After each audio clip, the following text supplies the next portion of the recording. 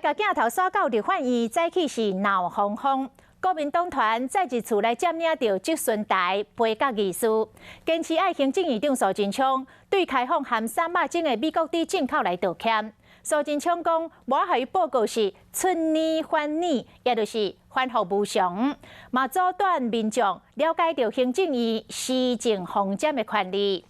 民进党的立委讲，看无国民党的立委咧创啥，因是希望讲会当针对着美国猪的议题，甲行政部门直球来对决。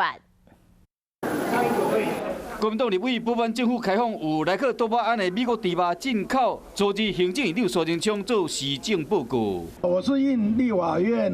来函邀请，向国人同胞报告行政院这一段期间来做了什么，未来要做什么。如果又不让我上台报告，不但是出尔反尔，也等于是阻断了国人知的权利。苏贞昌要去立法院做施政报告，国民党团搁占领议场，坚持苏贞昌要对开放美国猪肉进口公开回责任。浊世而今非太过于严重，民进党政府一天不说清楚，我们没有办法让苏贞昌上台来做总质询。提这种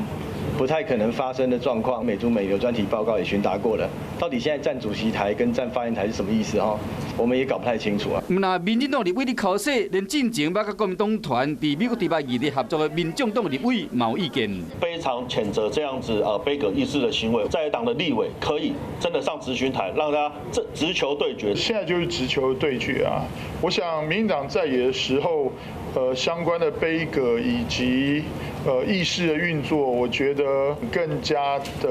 无理。国民党立委强调讲，质询只是小前一日尔，未取消美国猪肉议题，又搁伫国会点燃箭火，嘛，互立法院又搁空碰。